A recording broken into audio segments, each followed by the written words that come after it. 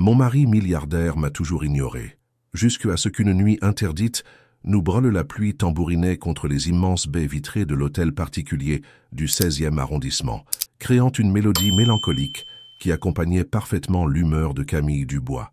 Assise dans le salon aux dimensions cathédraliques, elle observait les gouttes tracer des chemins sinueux sur le verre, comme les larmes qu'elle retenait depuis 3 longues années.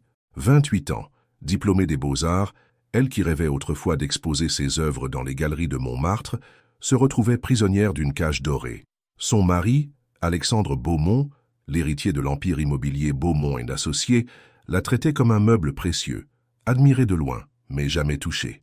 Madame Camille, la voix douce de Margot, la gouvernante, la tira de ses pensées. Monsieur Alexandre rentrera tard ce soir. Encore une réunion importante. Camille esquissa un sourire amer. Toujours des réunions, toujours des excuses. Leur mariage, arrangé entre les familles Dubois et Beaumont pour sauver l'entreprise familiale de ses parents de la faillite, ressemblait davantage à un contrat commercial qu'à une union amoureuse. « Merci, Margot. Je dînerai seule, comme d'habitude. » Où est la gouvernante? Une femme de 60 ans aux cheveux gris toujours impeccablement coiffés, hésita un instant. Elle avait vu grandir Alexandre et connaissait ses tourments mieux que quiconque. « Madame, si je puis me permettre, Monsieur Alexandre n'est pas l'homme froid qu'il paraît être. » Camille releva la tête, surprise. Margot n'était pas du genre à se mêler des affaires de ses employeurs. « Que voulez-vous dire? Ça et rose rouge que vous trouvez chaque matin sur votre table de chevet ?» Margot sourit mystérieusement. « Demandez-vous d'où elles viennent. » Avant que Camille puisse répondre, la gouvernante avait disparu, la laissant seule avec ses interrogations. Ces roses, elle les avait toujours attribuées au personnel de maison, un geste automatique de politesse. Mais maintenant, le soir tomba sur Paris, enveloppant la capitale d'un voile de mystère. Camille avait dîné seule dans la salle à manger, face au portrait de famille des Beaumont qui semblait la juger en silence. Elle avait ensuite tenté de peindre dans son petit atelier improvisé dans la véranda, mais les couleurs lui échappaient, ternes et sans vie comme son existence. À 23 heures, elle entendit enfin la porte d'entrée claquer. Des pas lourds résonnèrent dans l'escalier de marbre, suivis du bruit familier de la porte du bureau qui se refermait. Alexandre s'enfermait toujours dans son antre après ses journées de travail, comme s'il cherchait à échapper au reste du monde. Ce soir-là, quelque chose en elle se brisa. Peut-être était-ce la frustration accumulée, ou ces paroles énigmatiques de Margot, ou simplement l'écœurement de cette vie de fantôme qu'elle menait. Pour la première fois en 3 ans, au lieu de regagner sa chambre solitaire, Camille prit une décision qui changerait tout. Elle monta l'escalier, ses pieds nus silencieux sur le marbre froid. Son cœur battait la chamade alors qu'elle approchait du bureau d'Alexandre, au dernier étage. La porte était entr'ouverte, laissant filtrer un ray de lumière dorée accompagné d'une étrange mélodie, du Chopin, joué au piano avec une mélancolie poignante. C'est alors qu'elle entendit un bruit de verre brisé, suivi d'un juron étouffé. La musique s'interrompit brutalement. Sans réfléchir aux conséquences, Camille poussa doucement la porte.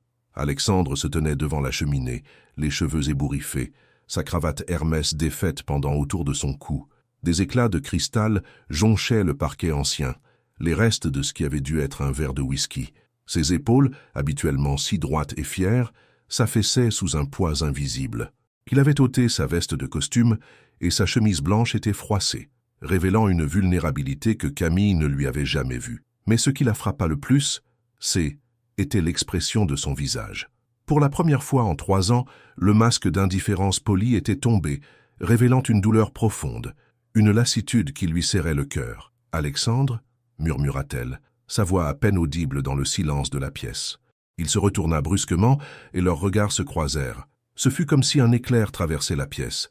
Dans ses yeux bleus acier, Camille vit passer une succession d'émotions, surprise, vulnérabilité, puis quelque chose d'autre. Quelque chose qui fit accélérer son cœur et trembler ses mains. « Tu ne devrais pas être ici », dit-il d'une voix rauque, mais sans la froideur habituelle. « Peut-être, mais j'y suis. » Elle fit un pas vers lui, ses yeux ne quittant pas les siens. Que s'est-il passé? Il rit amèrement, passant une main tremblante dans ses cheveux bruns. « J'ai perdu le contrat Rivière. 2 milliards d'euros envolés en fumée. » Camille s'approcha lentement, attirée malgré elle par cette faille dans l'armure de l'homme qu'elle avait épousé. « Ce n'est que de l'argent, Alexandre. Ce n'est jamais que de l'argent dans cette famille. » Mais il la regarda avec une intensité nouvelle, comme s'il la voyait vraiment pour la première fois. « Toi, tu ne peux pas comprendre. Tu as toujours été protégé de tout ça. Le mot « protégé » résonna dans l'esprit de Camille comme une gifle. 3 années de frustration, de solitude, de questions sans réponse explosèrent d'un coup. Protégé? La colère monta en elle comme une vague libératrice. Tu appelles ça être protégé? Être ignoré pendant 3 ans? Être traité comme un fantôme dans ma propre maison? Vivre comme une étrangère avec l'homme qui porte mon nom? Quelque chose bascula dans l'expression d'Alexandre. Ses yeux s'assombrirent, et soudain, l'espace entre eux parut se réduire à néant. L'air de la pièce sembla chargé d'électricité. « Tu crois que je t'ignore ?» Sa voix n'était plus qu'un murmure dangereux qui fit frissonner Camille. « Ah, tu crois que je ne vois pas la façon dont tu mords ta lèvre quand tu es concentré sur tes peintures? Que je ne remarque pas comment tes yeux s'illuminent quand tu parles d'art? Que je ne sais pas que tu collectionnes les éditions rares de Baudelaire et que tu lis de la poésie tard le soir ?» Camille resta bouche bée, son cœur manquant un battement. Il l'observait. Dans le silence tendu qui suivit, Alexandre fit un pas vers elle, si près qu'elle pouvait sentir son parfum mélangé à l'odeur du whisky et percevoir la chaleur qui émanait de son corps. « Je t'ignore pour te protéger de moi, Camille. » Sa voix se brisa légèrement. « Parce que si je me laissais aller ne serait-ce qu'une seconde, je ne pourrais plus jamais m'arrêter. » L'air entre eux crépitait de électricité. 3 années de désirs refoulés, de regards volés, de proximité interdite, tout remontait à la surface comme une marée incontrôlable. « Alors, ne t'arrête pas » chuchota-t-elle, sa voix à peine audible mais chargée d'une détermination nouvelle. C'en fut trop. Alexandre la plaqua doucement contre le mur de la bibliothèque, ses mains encadrant son visage avec une tendresse désespérée. Leurs lèvres se rencontrèrent dans un baiser qui contenait 3 années de frustration, de désir contenu, d'amour inavoué. Camille sentit ses genoux se dérober. Était comme si un feu s'allumait en elle, consumant toutes ses inhibitions, tous ses doutes. Les mains d'Alexandre parcouraient son dos, sa taille, comme s'il voulait mémoriser chaque courbe de son corps, comme s'il craignait qu'elle disparaisse à nouveau. Quand ils se séparèrent enfin, tous deux haletants, Camille lut dans ses yeux la même révélation qui l'habitait. Il n'y aurait plus de retour en arrière possible. Plus jamais. « Camille » commença-t-il, l'incertitude et le désir se mêlant dans sa voix. « Pas de mots » murmura-t-elle en posant un doigt sur ses lèvres. « Pas ce soir. » Dans le silence de cette nuit parisienne, alors que la pluie continuait sa danse hypnotique contre les fenêtres, 2 âmes solitaires venaient enfin de se trouver. Le soleil de septembre filtrait à travers les rideaux de soie du bureau, caressant doucement le visage de Camille, qui s'éveillait lentement. Elle se trouvait levée sur le canapé en cuir cognac, enveloppée dans la veste d'Alexandre, qui sentait encore son eau de Cologne, un mélange subtil de bergamote et de bois de santal qui lui était devenu familier au fil des années. La réalité de la nuit précédente la frappa comme une révélation douce amère. Que venait-il de se passer entre eux? Après 3 années de mariage glacial, cette explosion de passion et de tendresse semblait presque irréelle, comme un rêve dont elle craignait de s'éveiller. Des bruits de pas dans l'escalier la firent sursauter. Alexandre apparut dans l'embrasure de la porte, portant un plateau d'argent avec du café fumant et des croissants tout chauds qui embaumaient le beurre et la pâte feuilletée. Il avait troqué son costume habituel contre un jean délavé et un pull en cachemire gris-perle qui soulignait la couleur acier de ses yeux. Cette transformation vestimentaire la surprit. En 3 ans, elle ne l'avait jamais vu autrement qu'en costume-cravate, même le week-end. « Bonjour », dit-il avec une douceur qu'elle ne lui connaissait pas, une légère rougeur colorant ses joues. « Alexandre, nous devons parler de ce qui s'est passé. » Il posa délicatement le plateau sur la table basse en marqueterie et s'assit face à elle, gardant une distance respectueuse, mais ses yeux ne la quittant pas. « Tu regrettes ?» demanda-t-il, et dans sa voix perçait une vulnérabilité qui lui serra le cœur. « Non. » La rapidité et la fermeté de sa réponse la surprirent elle-même. « Non, je ne regrette rien, mais je ne comprends pas. Pourquoi maintenant? Pourquoi après tout ce temps à me tenir à distance ?» Alexandre but une gorgée de café, ses mains légèrement tremblantes trahissant son émotion. Il semblait chercher ses mots, luttant contre des années d'habitude au silence. « Te souviens-tu du vernissage de l'exposition Monet au Grand Palais, il y a 4 ans ?» Camille fronça les sourcils, fouillant dans sa mémoire. « Bien sûr, j'y étais avec mes parents pour leur contact professionnel. Mais quel rapport? J'y étais aussi. » Un sourire mélancolique, presque timide, détira ses lèvres. « Tu te tenais devant, les nymphéas, complètement absorbés par la toile. Tu parlais à voix haute, expliquant à une petite fille comment Monet captait la lumière sur l'eau, comment chaque coup de pinceau créait une émotion. Tes yeux brillaient de passion pure, ta voix vibrait d'amour pour l'art. Le cœur de Camille s'arrêta. Tu étais là? Mais j'ai su à cet instant que je t'épouserais. Sa voix se fit plus grave, chargée d'émotion. Pas pour les affaires, pas pour les arrangements familiaux. Pour toi, uniquement pour toi. Mais alors, pourquoi cette distance? Pourquoi m'avoir fait souffrir pendant 3 ans? Alexandre se leva brusquement, arpentant la pièce comme un lion en cage, ses mains passant nerveusement dans ses cheveux. Parce que je ne suis pas l'homme qu'il te faut. Tu mérites la passion, l'art, la vie bohème, les voyages. Moi, je ne suis qu'un homme d'affaires obsédé par les chiffres et les contrats. Comment pourrais-je te rendre heureuse? Comment pourrais-je nourrir ton âme d'artiste? La colère explosa en Camille comme une bombe à retardement. Elle bondit du canapé et se dressa face à lui, ses yeux noisettes lançant des éclairs. « Tu plaisantes ?» Elle le frappa légèrement sur la poitrine, chaque mot accompagné d'un petit coup. « Tu as décidé pour moi ?» Pendant 3 ans, tu as décidé de ce qui était bon pour moi sans même me demander mon avis. Camille, non. Les larmes de frustration mêlées de soulagement coulaient maintenant librement sur ses joues. Tu sais quoi? Cette petite fille devant le tableau, était ma nièce, Lucie. Et tu sais ce qu'elle m'a dit ce jour-là? Tante Camille, regarde ce monsieur là-bas. Il te regarde comme papa regarde maman quand il croit que personne ne voit. J'ai cherché partout dans la foule, mais je ne t'ai jamais trouvé. Le visage d'Alexandre blêmit, ses yeux écarquillant de surprise et de regret. Tu as cherché? Bien sûr que j'ai cherché. Sa voix se brisa. Je rêvais depuis des mois de rencontrer quelqu'un qui me regarderait comme ça. Et quand mes parents m'ont annoncé mon mariage arrangé avec toi, j'ai d'abord été terrifiée, puis secrètement heureuse, parce que tu étais beau, intelligent, et que j'espérais follement que nous pourrions nous aimer. Alexandre chancela, comme si elle venait de le frapper. Son visage se décomposa, révélant une douleur profonde. « Mon Dieu, qu'ai-je fait ?» murmura-t-il. « Camille, pardonne-moi. Je pensais bien faire, je pensais te protéger de ma froideur, de mon monde impitoyable.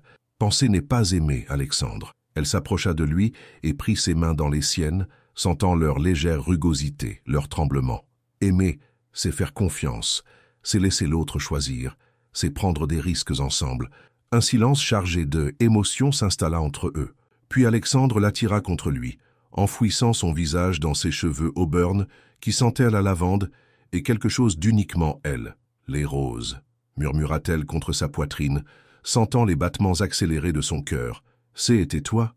Il hocha la tête, sa voix étouffée par les émotions. « Chaque matin depuis notre mariage, je me levais 1 heure plus tôt pour aller les cueillir dans le jardin de ma mère à Neuilly.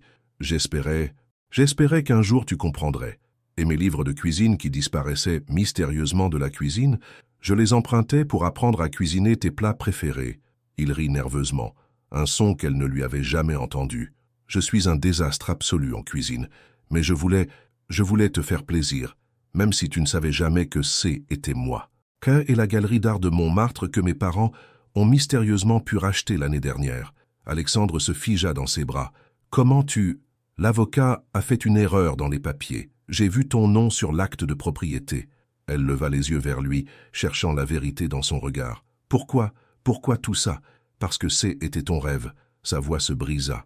Et même si je ne pouvais pas te le dire, même si je ne pouvais pas te montrer mon amour ouvertement, je pouvais au moins protéger tes rêves, m'assurer qu'ils restent vivants pour le jour où...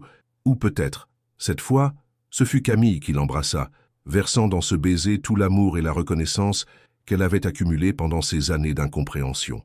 Quand ils se séparèrent, tous deux souriaient à travers leurs larmes. « Nous avons été 2 idiots magnifiques, » murmura-t-elle. « Les plus beaux idiots de tout Paris, » répondit-il en caressant doucement ses cheveux. Dehors, les cloches de Notre-Dame sonnaient midi, marquant non pas la fin de quelque chose, mais un nouveau commencement pour Alexandre et Camille Beaumont. 1 semaine s'était écoulée depuis cette nuit qui avait tout changé entre eux. Camille flottait sur un nuage de bonheur redécouvert, savourant chaque attention d'Alexandre. Les petits déjeuners qu'il lui apportait au lit avec des roses fraîches, les promenades main dans la main dans le jardin du Luxembourg, les dîners en tête-à-tête où il rattrapait 3 années de conversation perdues. Ce matin-là, alors qu'elle peignait dans son atelier aménagé dans la véranda baignée de lumière, Margot entra avec une mine inhabituelle, mélange de préoccupation et de résignation. « Madame Camille ?» dit-elle en tordant nerveusement son tablier blanc. « Il y a une dame qui souhaite vous voir. Elle dit qu'elle est Madame Isabelle Beaumont, la mère de Monsieur Alexandre. Le pinceau de Camille trembla légèrement, laissant une trace involontaire de bleu cobalt sur sa toile. Isabelle Beaumont n'était venue les voir qu'une seule fois depuis leur mariage, le jour même de la cérémonie, 3 ans plus tôt.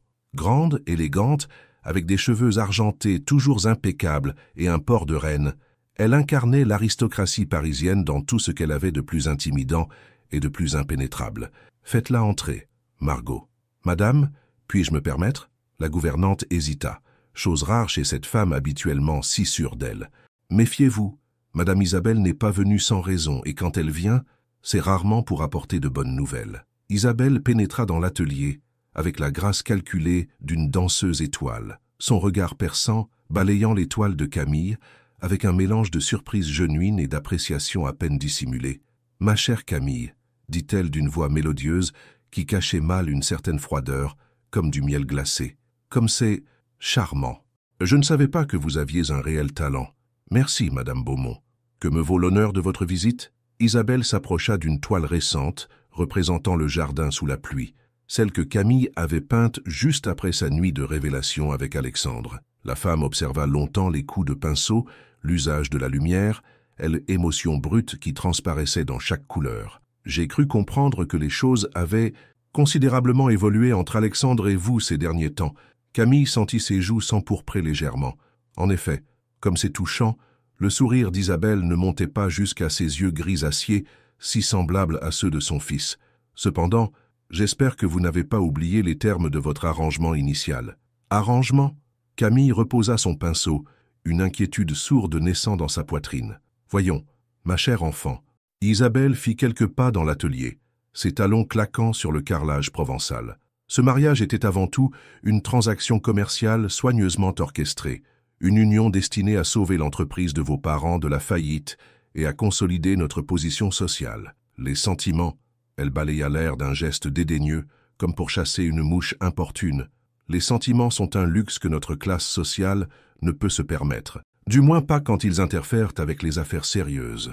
La colère commença à bouillonner en Camille, mais elle garda un ton posé, refusant de donner à cette femme la satisfaction de la voir perdre son sang-froid. « Je crains de ne pas comprendre votre point de vue, madame. » Isabelle sortit de son sac Chanel matelassé une série de photographies qu'elle étala délicatement sur la table de travail de Camille, comme un croupier distribuant des cartes. Le sang de cette dernière se glaça.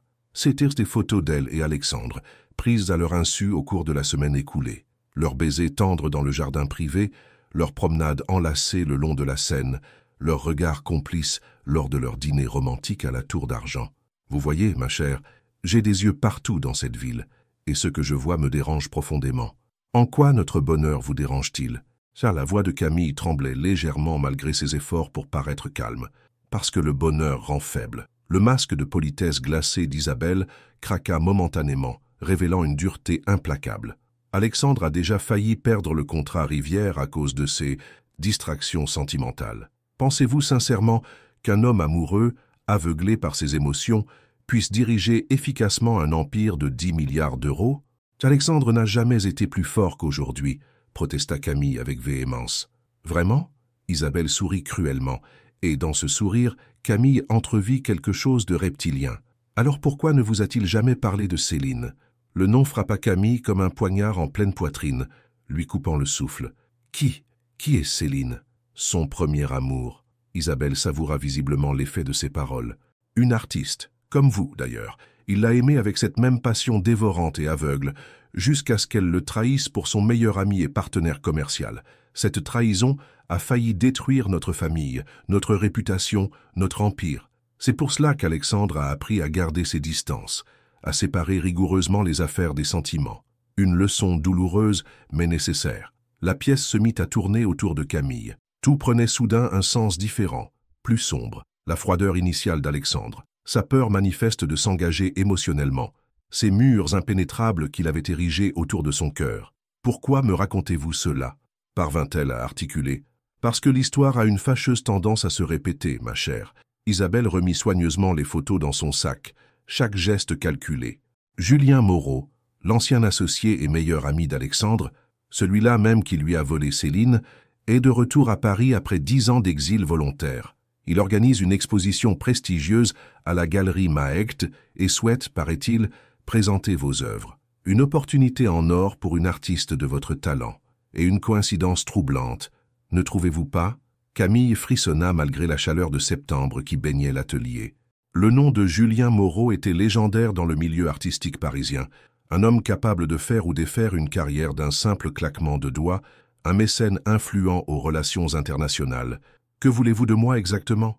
Que vous repreniez cette distance salvatrice avec Alexandre, pour son bien, pour le bien de nos deux familles. Isabelle se dirigea vers la porte avec la grâce d'une prédatrice satisfaite, puis se retourna, ses yeux gris fixant Camille avec une intensité troublante. « Réfléchissez bien, ma chère enfant.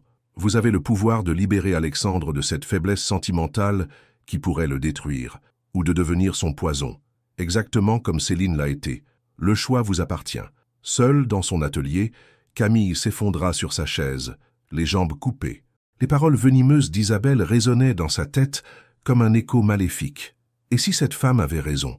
Et si son amour était effectivement un obstacle au bonheur et au succès d'Alexandre?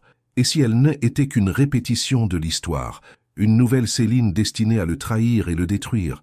Elle regarda ses mains tachées de peinture, ces mains qu'Alexandre avait embrassées si tendrement la veille en lui promettant qu'elle créerait des merveilles. Saurait-elle faire le sacrifice ultime par amour? Renoncer à cet amour même pour le préserver? À cet instant précis, elle entendit le ronronnement familier de la Bentley d'Alexandre dans l'allée pavée. Dans quelques minutes, il entrerait avec son sourire lumineux nouvellement découvert, ses bras chargés de fleurs fraîches, comme chaque soir depuis leur réconciliation, et son cœur débordant d'amour pour elle. Comment pourrait-elle lui briser le cœur alors que le sien venait de voler en mille éclats? Alexandre franchit le seuil de la maison, un bouquet de pivoines roses à la main, les fleurs préférées de Camille qu'il avait découvertes en fouillant discrètement dans son journal intime des années plus tôt. Il rayonnait de cette joie nouvelle qui l'habitait depuis leur réconciliation, une lumière intérieure qui transformait complètement son visage habituellement si maîtrisé. « Camille, mon amour ?» appela-t-il en se dirigeant vers l'atelier, sa voix chantonnante trahissant son bonheur. Il la trouva assise face à sa dernière toile, le dos rigide, les épaules tendues comme des cordes de violon. Quelque chose dans son attitude, dans cette immobilité inhabituelle, le fit immédiatement s'alarmer. Que se passe-t-il? Il posa délicatement les fleurs sur la table et s'approcha d'elle avec précaution. « Ta mère est venue me voir. » 4 mots qui tombèrent d'eux comme une sentence de mort. Alexandre ferma les yeux, sentant son bonheur fragile s'effriter déjà. Il connaissait sa mère, sa capacité de destruction, son talent pour empoisonner les situations les plus pures. « Qu'est-ce qu'elle t'a dit ?» demanda-t-il d'une voix blanche. Camille se retourna enfin, et Alexandre eut un choc en voyant ses yeux rougis par les larmes, ce regard perdu qu'il ne lui avait jamais vu. « Parle-moi de Céline. » Un silence de plomb s'abattit dans la pièce baignée de soleil. Alexandre sembla avoir vieilli de 10 ans en une seconde, ses épaules s'affaissant sous le poids de souvenirs douloureux. « Camille, non, pas d'excuses, pas d'esquive. » Sa voix était ferme mais brisée. « Je veux savoir, qui était-elle » Alexandre s'effondra dans le fauteuil en osier près de la fenêtre, la tête entre les mains. Quand il releva les yeux, Camille y lut une douleur ancienne, profonde, qui lui serra le cœur. Céline Rousseau. Nous nous sommes rencontrés à l'École des Beaux-Arts quand j'avais 25 ans. J'y étudiais l'architecture par obligation familiale, elle était en peinture par passion pure. Et tu l'aimais. Je croyais l'aimer. Il chercha le regard de Camille, désespéré de lui faire comprendre. Était différent de ce que nous vivons. Tumultueux, passionné, mais aussi destructeur. Nous nous disputions autant que nous nous aimions. Était un amour adolescent, immature. Qu'est-il arrivé? Alexandre se leva et alla se poster devant la fenêtre, regardant le jardin sans le voir vraiment. Julien était mon meilleur ami depuis l'enfance, mon associé dans mes premiers projets immobiliers. Un homme brillant, charmeur, capable de séduire n'importe qui. Un jour, je les ai trouvés ensemble dans notre appartement. Ils couchaient ensemble depuis des mois, dans mon dos. Camille sentit son cœur se serrer malgré elle, une jalousie irrationnelle la transperçant. Et elle t'avait quitté pour lui? Le pire, c'est qu'elle ne m'avait même pas quitté officiellement. Sa voix se brisa légèrement. Elle comptait continuer à vivre avec moi tout en le voyant en secret. Quand je l'ai confrontée, elle m'a dit... Il déglutit péniblement. Elle m'a dit que J était trop ennuyeux, trop prévisible, trop bourgeois, que Julien lui apportait l'excitation et la passion qui me manquaient cruellement. Alexandre, j'ai tout perdu ce jour-là. Il se retourna vers elle, ses yeux brillants de larmes contenues. Mon amour, mon meilleur ami, ma confiance dans les femmes et ma foi en l'amour. Julien a emporté la moitié de mes clients en partant, profitant de ma faiblesse momentanée. Il m'a fallu des années pour reconstruire l'entreprise et encore plus longtemps pour reconstruire ma confiance en moi. Camille se leva et vint s'agenouiller devant lui, prenant ses mains tremblantes dans les siennes. « Pourquoi ne me l'as-tu jamais dit ?» Parce que j'avais honte. Sa voix haine était plus qu'un murmure.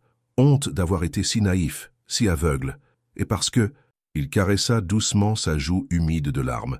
Parce que ce que je ressens pour toi n'a absolument rien à voir avec ce que j'ai vécu avec elle.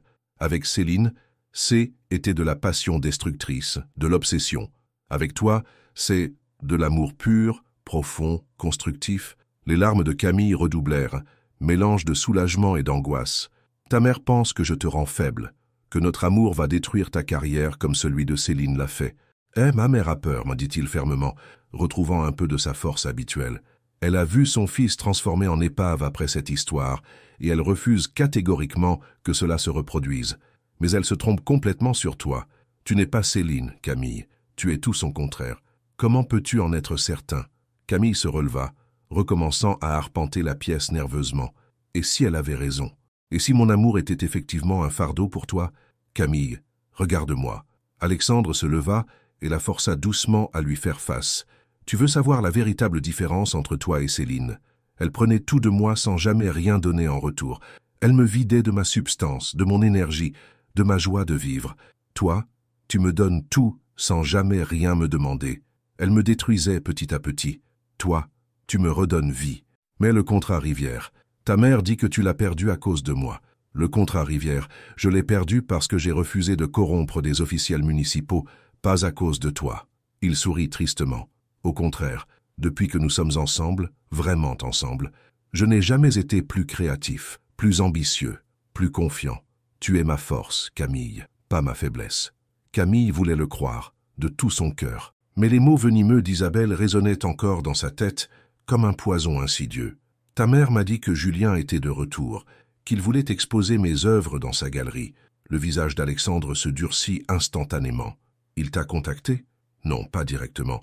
Mais c'est une opportunité énorme pour moi, Alexandre. La galerie Maecht, c'est le rêve de toute ma vie. Et tu comptes y aller? Je ne sais pas. Elle le regarda avec détresse. Je ne sais plus rien.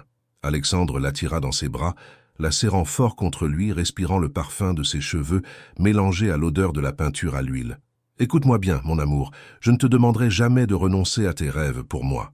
Si cette exposition peut t'aider à réaliser tes ambitions artistiques, alors vas-y, mais promets-moi une chose. Quoi? Promets-moi de ne pas laisser le passé empoisonner notre présent. Ce que j'ai vécu avec Céline appartient à mes erreurs de jeunesse. Ce que nous vivons ensemble, c'est notre vérité, notre réalité. Camille hocha la tête contre sa poitrine, mais une part d'elle-même restait profondément troublée. Quelque part dans Paris, Julien Moreau préparait son retour, et avec lui ressurgissaient des fantômes qu'elle n'était pas certaine de pouvoir affronter. Cette nuit-là, pour la première fois depuis leur réconciliation, Alexandre et Camille dormirent chacun de leur côté du grand lit, séparés par un gouffre invisible mais terriblement réel. 3 jours plus tard, Camille se tenait devant l'imposante façade haussmannienne de la galerie Maecht, rue de Téhéran. Ses mains tremblaient légèrement en tenant son portfolio en cuir, ce compagnon fidèle qui contenait ses meilleures œuvres. Elle avait finalement décidé de rencontrer Julien Moreau, poussée par un mélange de curiosité professionnelle et de besoin viscéral de comprendre le passé d'Alexandre. La galerie était somptueuse, sol en marbre noir veiné d'or, murs blancs immaculés, éclairage parfait qui mettait en valeur chaque œuvre exposée. L'atmosphère respirait le luxe et le raffinement, exactement ce dont rêvait tout artiste en quête de reconnaissance. Julien Moreau l'attendait au fond de l'espace principal, près d'une sculpture de Rodin.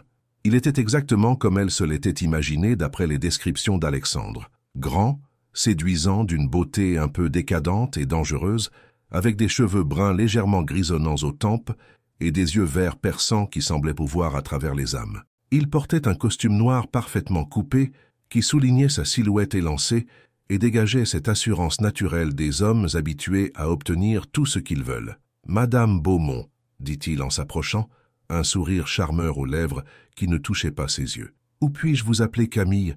Je dois dire que vos œuvres m'ont profondément impressionné. Quel talent, quelle maîtrise.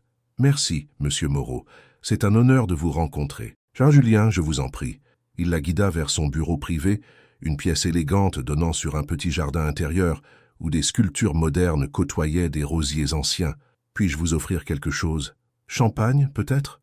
Nous avons à célébrer votre talent exceptionnel. » Tandis qu'il servait 2 coupes de Dom Pérignon dans des verres en cristal de baccarat, Camille observait discrètement cet homme qui avait si profondément marqué la vie d'Alexandre. Il y avait en lui quelque chose de magnétique, d'irrésistible, mais aussi de légèrement prédateur comme un fauve en cage dorée. « Alors, dit-il en levant sa coupe vers elle, à l'art et au nouveau commencement. » Ils trinquèrent, le cristal produisant un son cristallin, et Julien commença à feuilleter le portfolio de Camille avec un œil manifestement expert et connaisseur. « Extraordinaire, » murmura-t-il en s'attardant sur une toile représentant la scène sous l'orage. « Cette maîtrise de la lumière dramatique, cette émotion brute qui transparaît dans chaque coup de pinceau.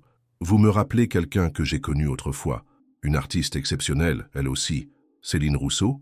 Le nom sortit de ses lèvres avant qu'elle puisse se retenir. Julien releva vivement la tête, visiblement surpris, mais pas déplaisant. « Alexandre vous a parlé d'elle? Comme c'est intéressant. Un peu. » Camille but une gorgée de champagne pour se donner une contenance, sentant les bulles picoter sa langue. « Vous étiez proche, n'est-ce pas ?» Un sourire nostalgique et légèrement cruel traversa le visage ciselé de Julien. Céline était unique en son genre, passionnée, libre, refusant catégoriquement tous les compromis et les conventions bourgeoises. Malheureusement, Alexandre n'a jamais su l'apprécier à sa juste valeur. Il ne comprenait pas sa nature d'artiste. Que voulez-vous dire exactement? Il voulait la domestiquer, en faire une épouse modèle, rangée, prévisible. Julien se pencha légèrement vers elle, ses yeux verts hypnotiques. Mais Céline était un oiseau sauvage, magnifique et libre.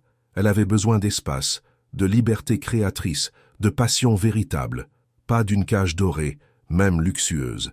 Camille sentit une pointe de jalousie inattendue la traverser comme une lame. « Et vous lui donniez cela ?» Je la comprenais. Julien se pencha encore plus près, si près qu'elle pouvait sentir son parfum épicé et masculin. « Comme je vous comprends maintenant, Camille, je vois cette même flamme créatrice en vous, cette même soif d'absolu artistique, cette même passion dévorante pour l'art.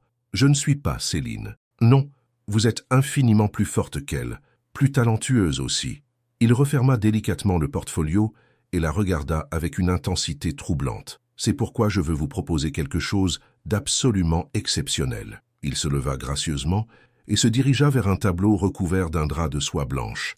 D'un geste théâtral et calculé, il le dévoila, révélant une toile à couper le souffle, un portrait de femme aux cheveux auburn flamboyants, aux yeux noisettes pétillants d'intelligence et de passion créatrice. Camille suffoqua, manquant de lâcher sa coupe. C était-elle, peinte avec un réalisme saisissant, mais idéalisée, sublimée, transformée en déesse de l'art. « Comment ?»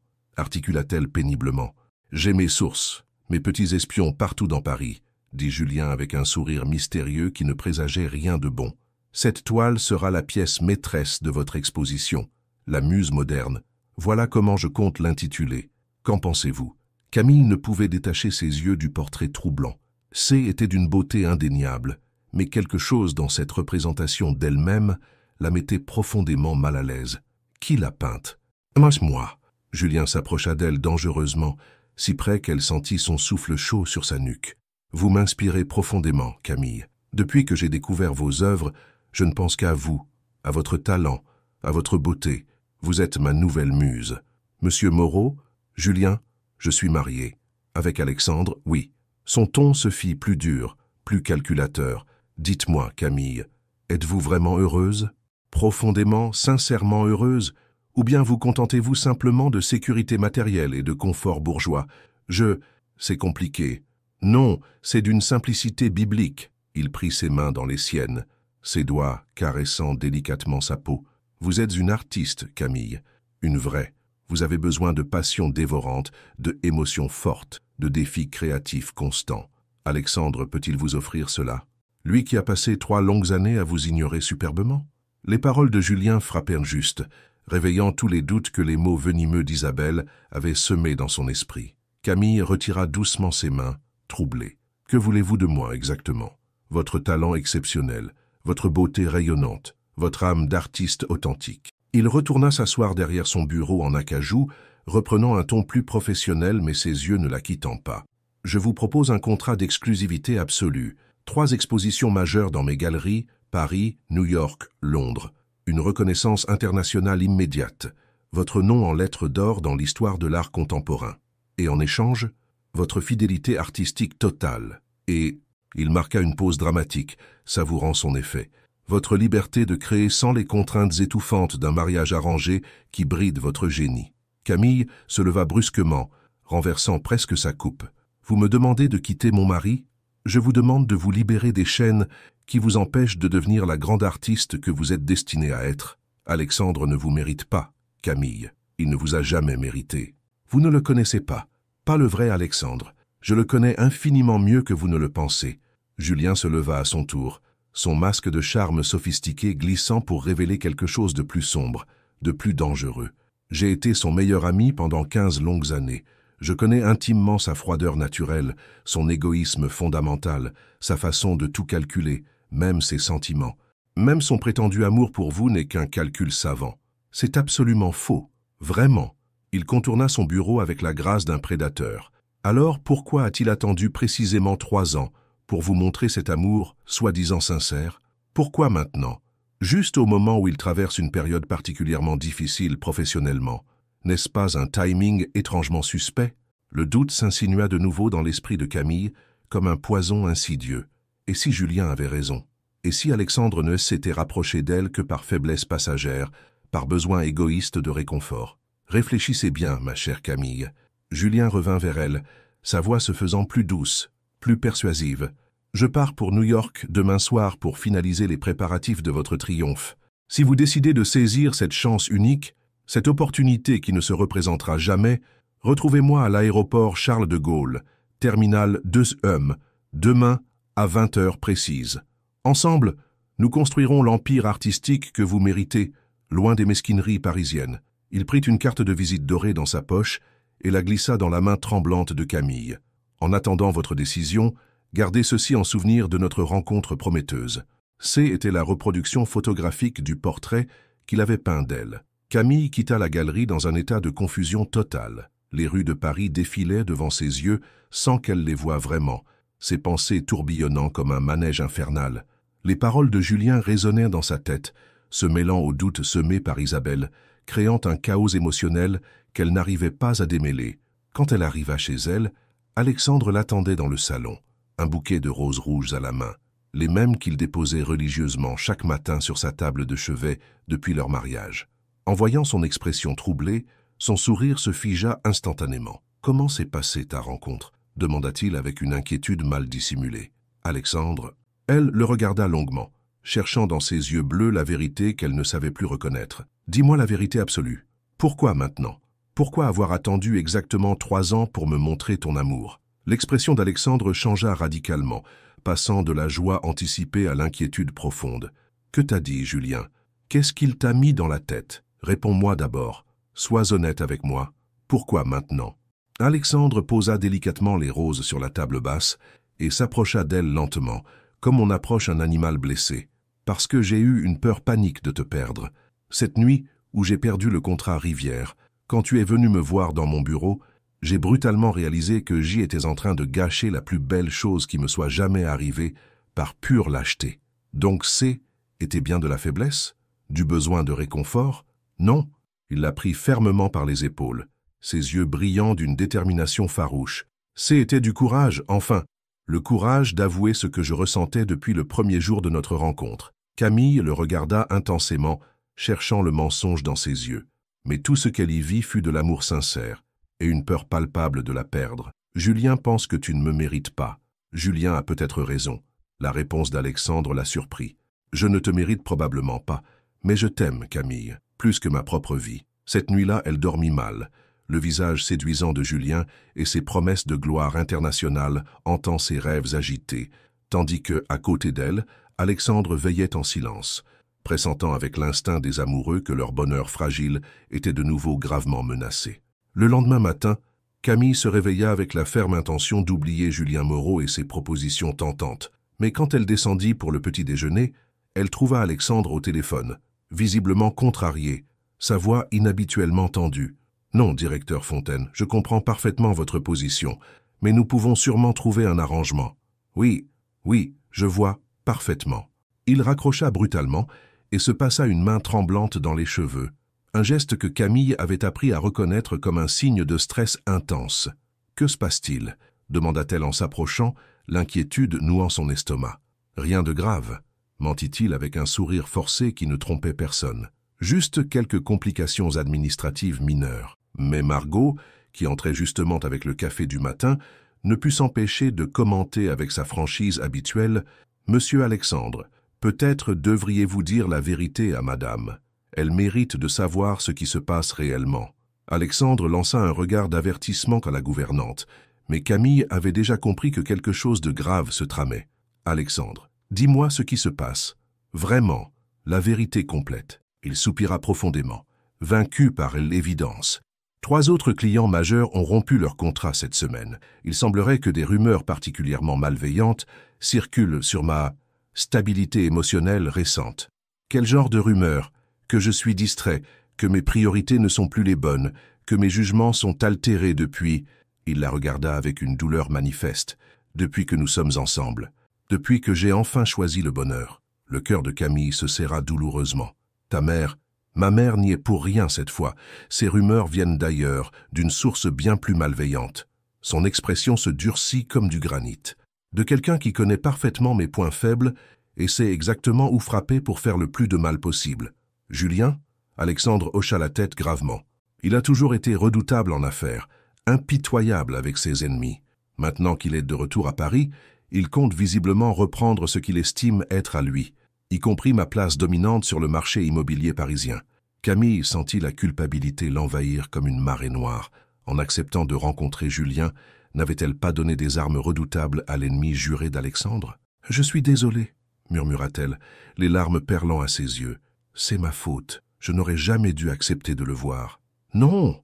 Alexandre la prit tendrement dans ses bras. « Tu n'as rien fait de mal. Tu avais parfaitement le droit de saisir cette opportunité artistique. Mais si cela détruit ta carrière, ton entreprise, tout ce pourquoi tu as travaillé, ma carrière n'est rien sans toi. » Il caressa délicatement ses cheveux auburn. « Car nous nous en sortirons, mon amour.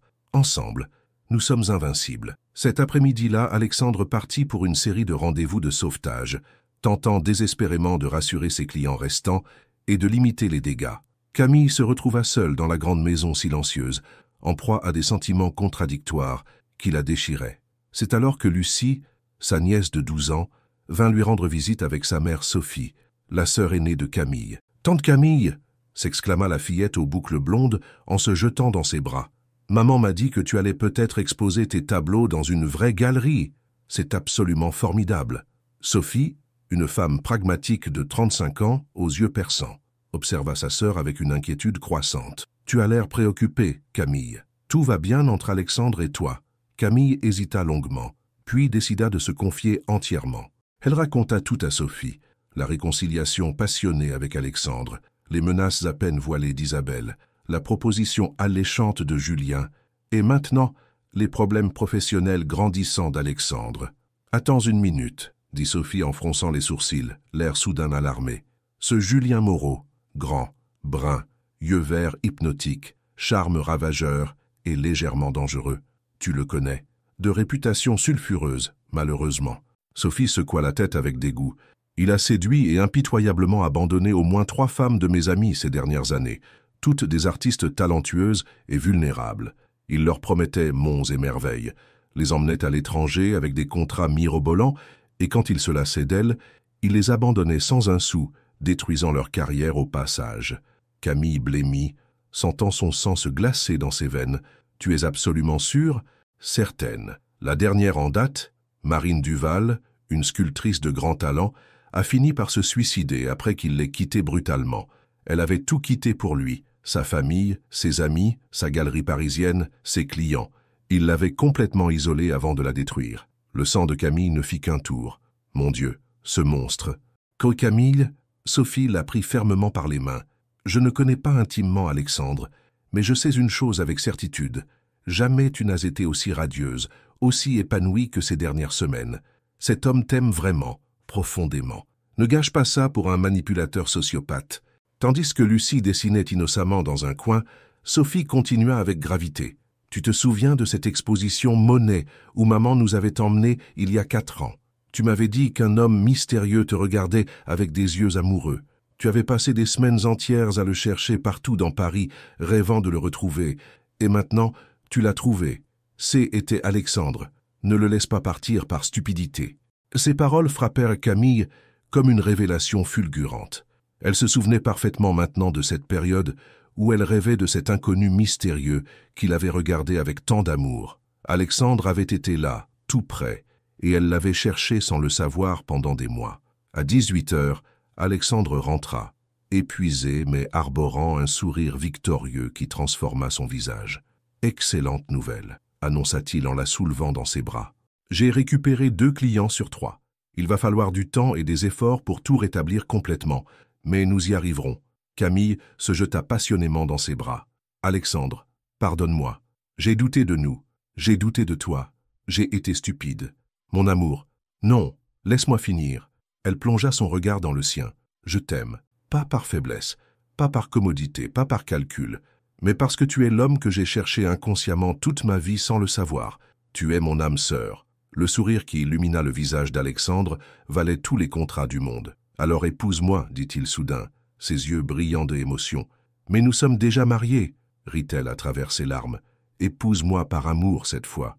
Renouvelons nos vœux sacrés, devant nos vrais amis, dans une vraie cérémonie où nous nous choisirons librement, sans contrainte, sans arrangement, juste par amour pur. » Les larmes de bonheur aux yeux, Camille hocha la tête avec ferveur. « Oui, 1000 fois oui. » Ils s'embrassèrent avec une passion renouvelée, scellant leur amour retrouvé et fortifié par l'épreuve.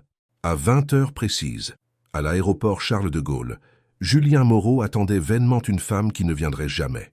Son plan machiavélique de vengeance contre Alexandre venait de échouer lamentablement, car il avait sous-estimé une force qu'il ne comprenait pas, le pouvoir indestructible de l'amour véritable. 2 semaines plus tard, les préparatifs du renouvellement de vœux battaient leur plein dans l'effervescence joyeuse. Camille avait transformé son atelier en véritable quartier général de l'organisation, avec l'aide précieuse et enthousiaste de Margot et de sa sœur Sophie. « Les roses blanches de ton jardin seront absolument parfaites pour la cérémonie, » disait Sophie en consultant méticuleusement sa liste interminable. « Et Père Antoine a accepté avec joie de vous remarier dans la petite chapelle romantique de Montmartre. » Camille souriait de bonheur, peignant machinalement des faire-part personnalisés ornés de roses et de colombes. Elle n'avait jamais été aussi heureuse de toute sa vie. Alexandre et elle avaient retrouvé leur complicité, plus forte et plus profonde que jamais.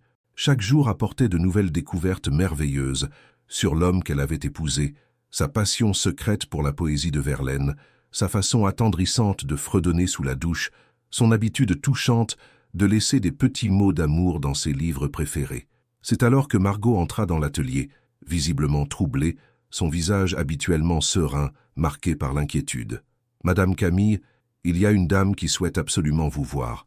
Elle dit qu'elle s'appelle Céline Rousseau. » Le pinceau de Camille s'immobilisa net, une goutte de peinture dorée écrasant sur le papier immaculé.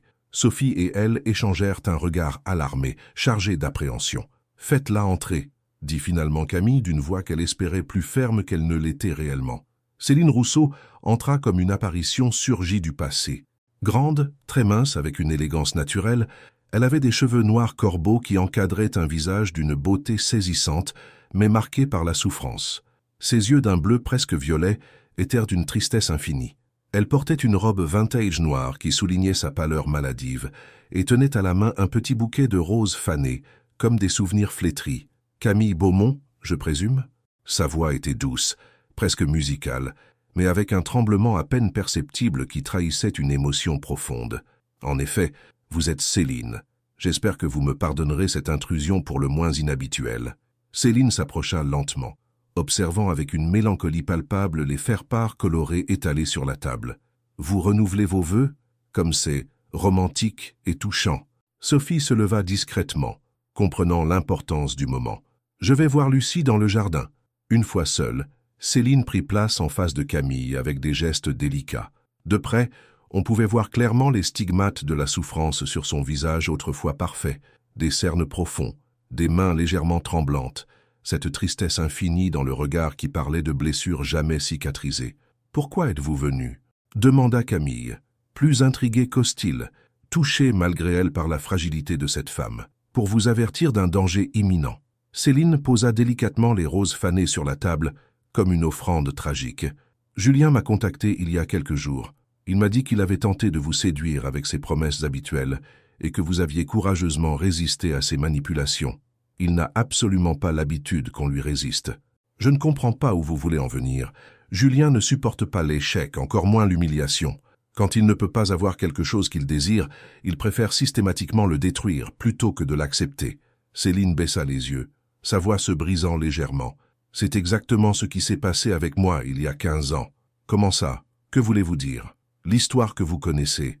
Alexandre qui nous trouve ensemble dans des circonstances compromettantes, ce n'est pas exactement la vérité complète. » Céline releva la tête et Camille vit dans ses yeux une douleur si immense qu'elle en eut le souffle coupé. « J'aimais Alexandre de tout mon cœur, de toute mon âme, vraiment, profondément, sincèrement. Mais J était jeune, naïve, influençable, et Julien savait exactement quels mots utiliser pour me manipuler avec une perversité diabolique. » Le cœur de Camille s'accéléra dangereusement. Que s'est-il passé réellement? Julien était jaloux de notre bonheur, de notre amour pur et sincère. Il a commencé par de petites insinuations perfides qu'Alexandre ne me méritait pas, qu'il était trop froid, trop calculateur, qu'il ne pourrait jamais comprendre mon âme d'artiste.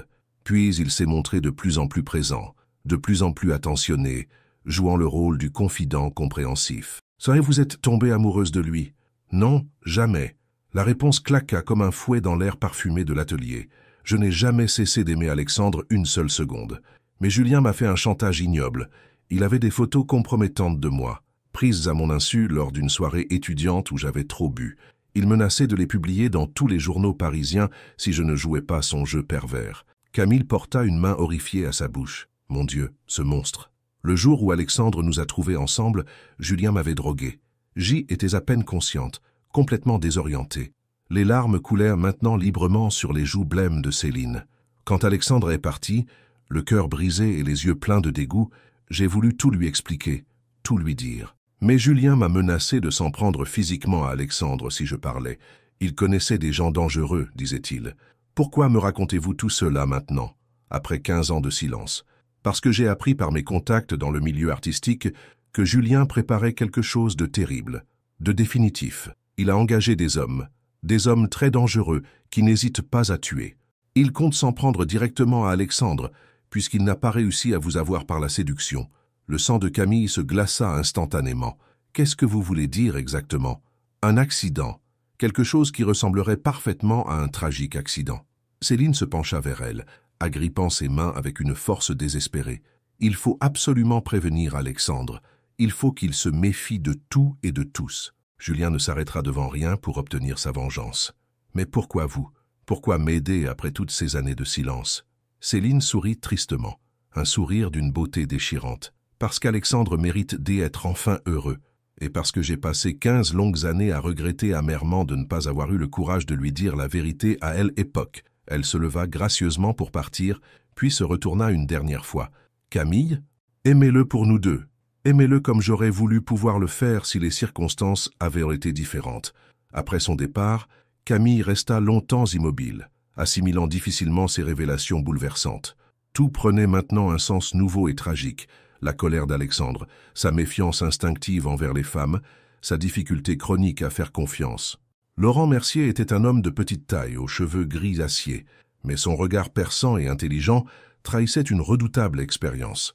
Ancien commissaire de police reconverti avec succès dans le privé, il avait accepté l'affaire Beaumont avec l'enthousiasme d'un chasseur flairant une piste particulièrement prometteuse. « Monsieur Beaumont, » dit-il en étalant méthodiquement une série de photographies sur le bureau d'Alexandre, « voici ce que mes équipes ont découvert en 48 heures d'enquête intensive. » Les clichés montraient Julien Moreau, en compagnie d'hommes à l'allure patibulaire dans différents lieux sombres de Paris, bars miteux de Belleville, entrepôts abandonnés de Pantin, appartements délabrés de la banlieue nord, Ces individus ont tous un casier judiciaire chargé pour violence aggravée et extorsion de fonds.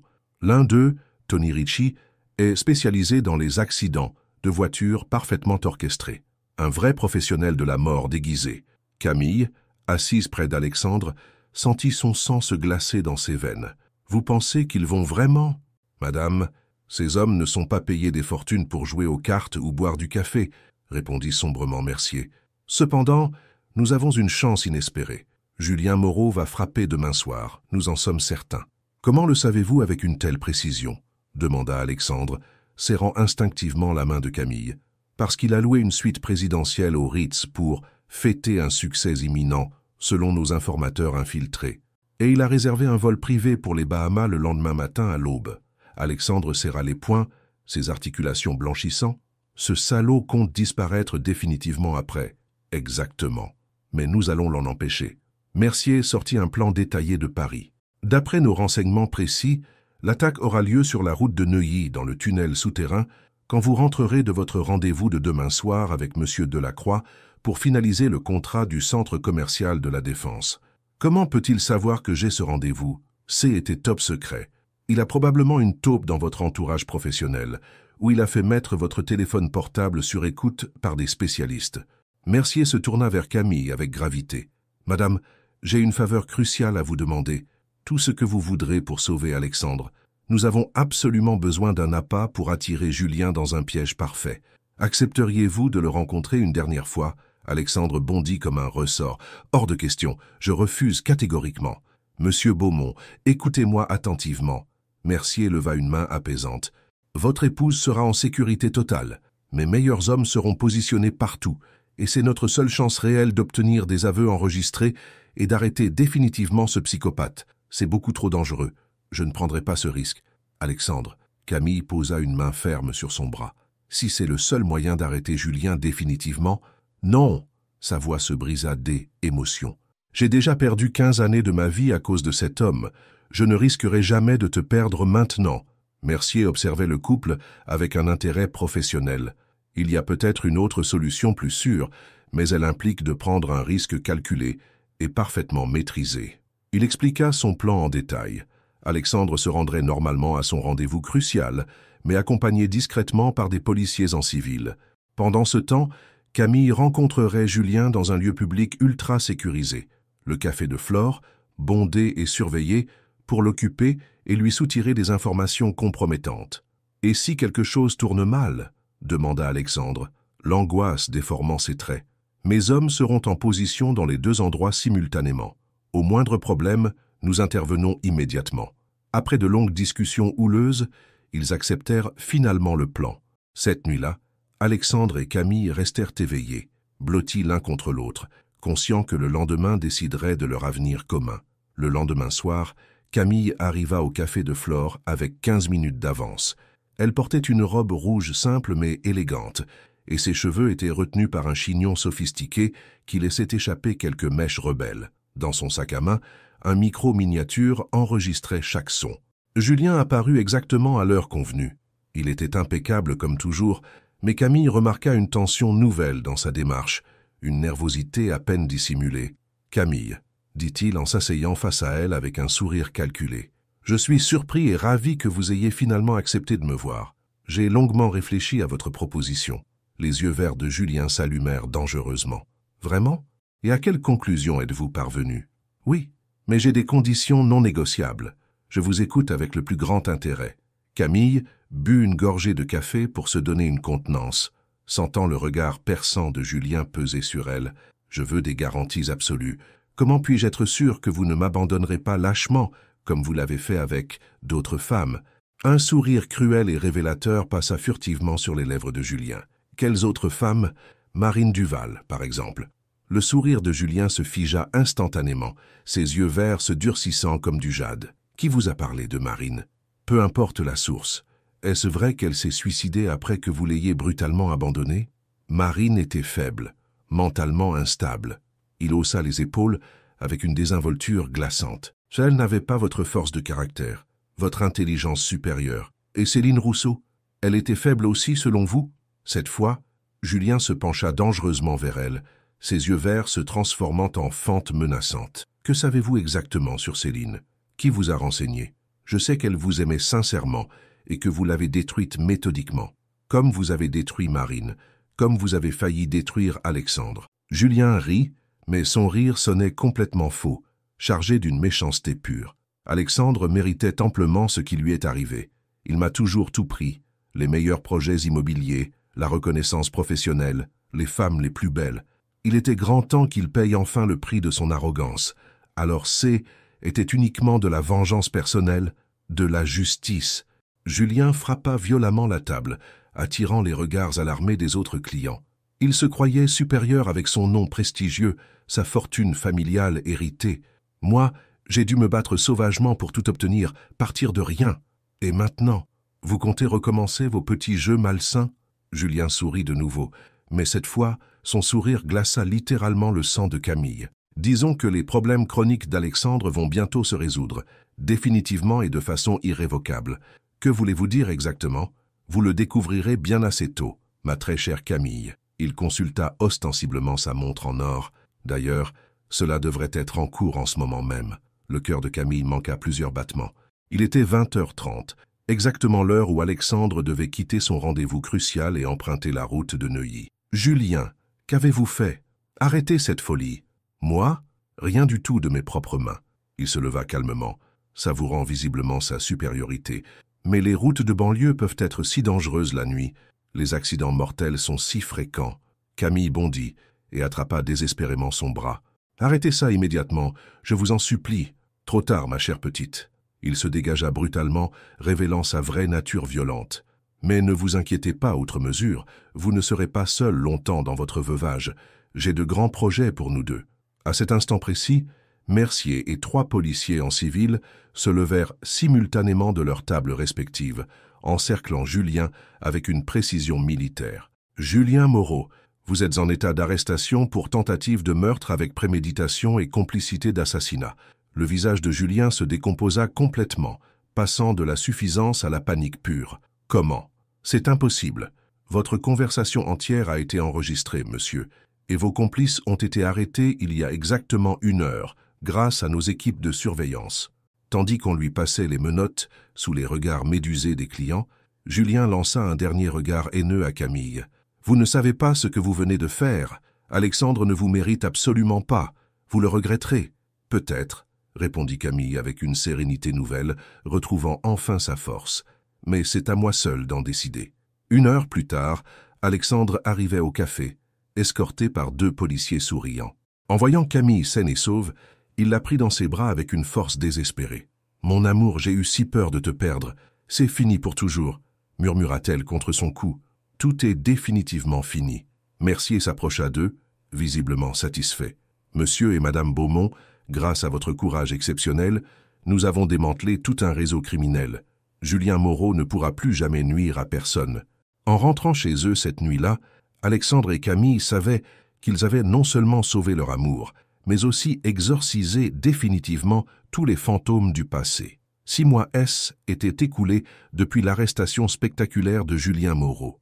Le printemps parisien explosait dans toute sa splendeur romantique, transformant les jardins du Luxembourg en un véritable tableau impressionniste vivant. Camille se tenait devant son chevalet portable, installé près de la fontaine Médicis, captant avec passion les jeux subtils de lumière sur l'eau cristalline et les visages rayonnants des promeneurs. « Excusez-moi, mademoiselle, » dit une voix distinguée derrière elle. « Seriez-vous par hasard Camille Beaumont ?»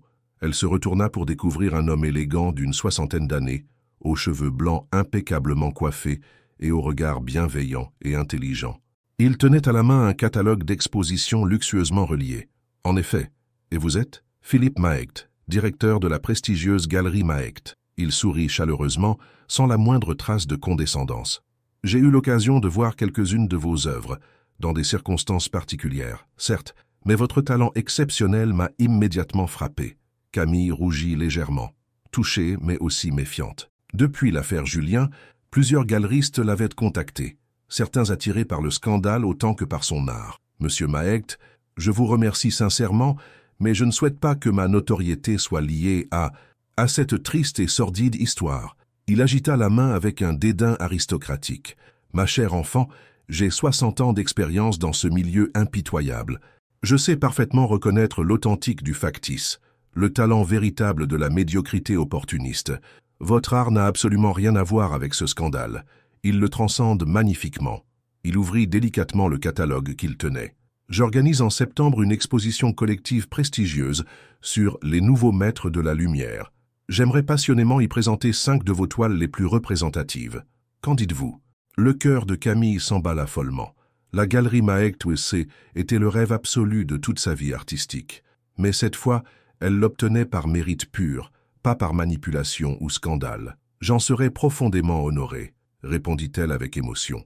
En rentrant chez elle, elle trouva Alexandre dans son bureau, au téléphone, rayonnant d'une joie communicative. « Oui, monsieur le ministre, nous acceptons avec un immense plaisir ce contrat prestigieux. La rénovation complète du quartier de la Défense sera notre priorité absolue. Parfait. À très bientôt. » Il raccrocha et se tourna vers Camille, l'attirant immédiatement dans ses bras puissants. « Devine quoi, mon amour? Tu as décroché le fameux contrat gouvernemental, le plus gros contrat de toute ma carrière. » Il la fit tournoyer dans ses bras comme une poupée. 10 milliards d'euros sur 5 ans. Alexandre, c'est absolument fantastique. Ce n'est pas tout. Il prit tendrement ses mains dans les siennes. L'arrestation de Julien a révélé publiquement toutes ces manipulations passées. 3 de mes anciens clients sont revenus en s'excusant platement. Ma réputation professionnelle n'a jamais été aussi solide. Ils s'embrassèrent passionnément, savourant pleinement ce moment de triomphe partagé. Au fait, dit Camille, en se séparant doucement de lui, j'ai une merveilleuse nouvelle moi aussi. Kurt lui raconta avec enthousiasme sa rencontre avec Philippe Maegdt. Alexandre l'écouta avec une fierté évidente et touchante. Mon amour, tu le mérites tellement. Ton talent va enfin être reconnu à sa juste valeur. Nous le méritons, corrigea-t-elle tendrement. C'est notre victoire commune à tous les deux. Ce soir-là, ils dînèrent sur la terrasse romantique, sous les étoiles scintillantes de Paris. Margot avait préparé un festin digne d'un restaurant étoilé en l'honneur de leurs succès respectifs, et même Isabelle Beaumont était venue, portant pour la première fois un regard véritablement bienveillant sur sa belle-fille. « Camille, dit-elle en levant solennellement son verre de champagne, je vous dois des excuses sincères et publiques. J'ai eu tort de douter de vous.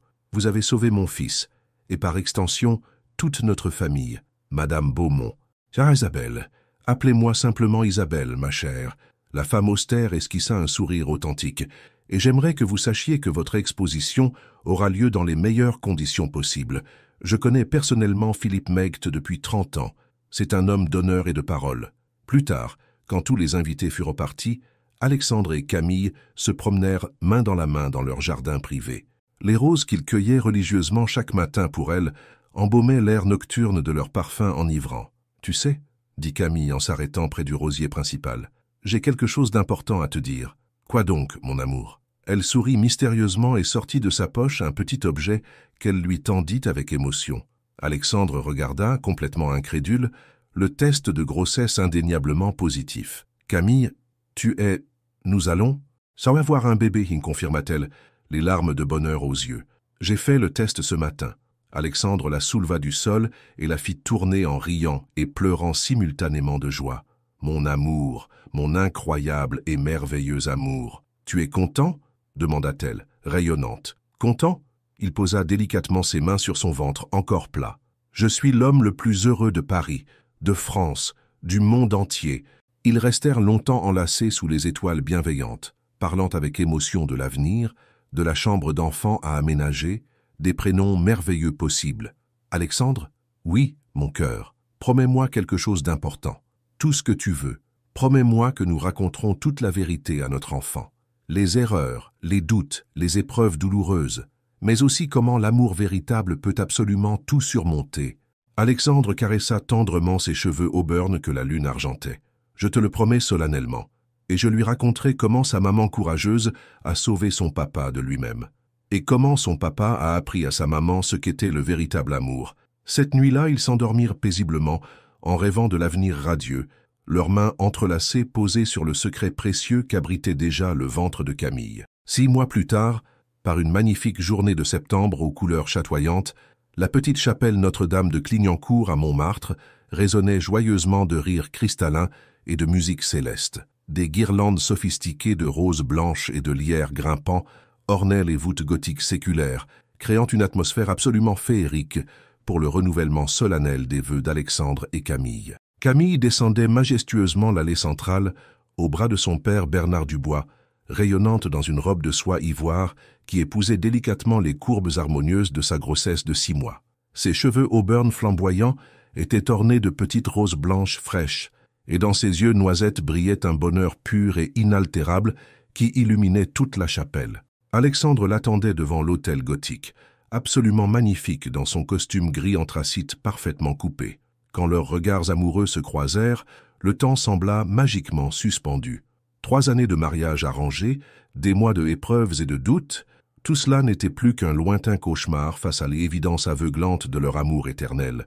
Père Antoine, un vieil homme aux yeux pétillants de malice bienveillante, les accueillit avec un sourire complice et ému. « Mes très chers Alexandre et Camille, commença-t-il de sa voix chaude et réconfortante, vous voici rassemblés aujourd'hui pour célébrer non pas un nouveau commencement, mais l'accomplissement magnifique d'un amour qui a su triompher héroïquement de tous les obstacles. » Dans l'assistance émue, Sophie tenait tendrement la main de sa fille Lucie, toutes deux bouleversées aux larmes de bonheur. Margot tamponnait discrètement ses yeux humides avec son mouchoir en dentelle ancestrale. Même Isabelle Beaumont, élégante dans son tailleur Chanel bleu nuit, ne cachait plus son émotion profonde.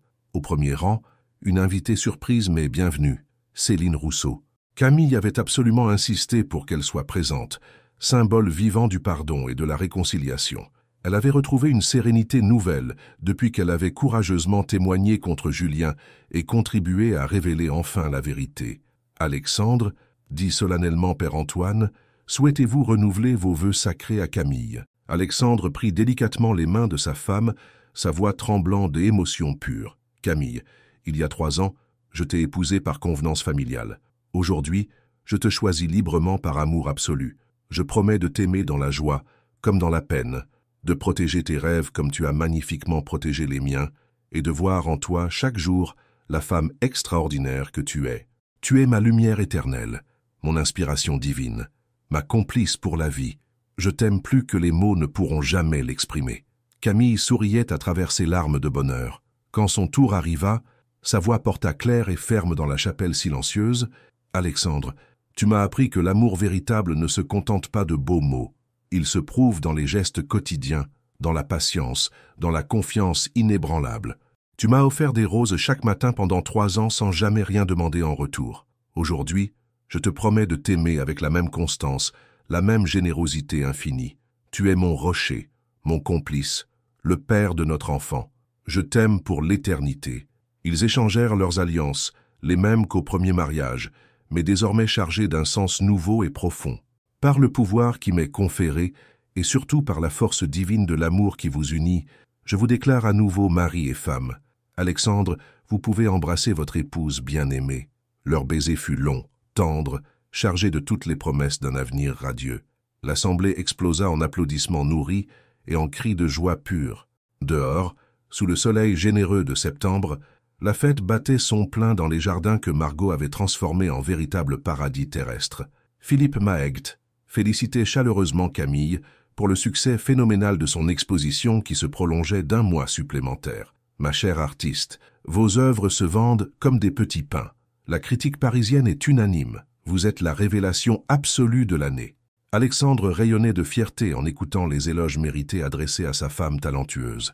Le petit garçon de 12 ans qui habitait en lui sautillait presque de joie.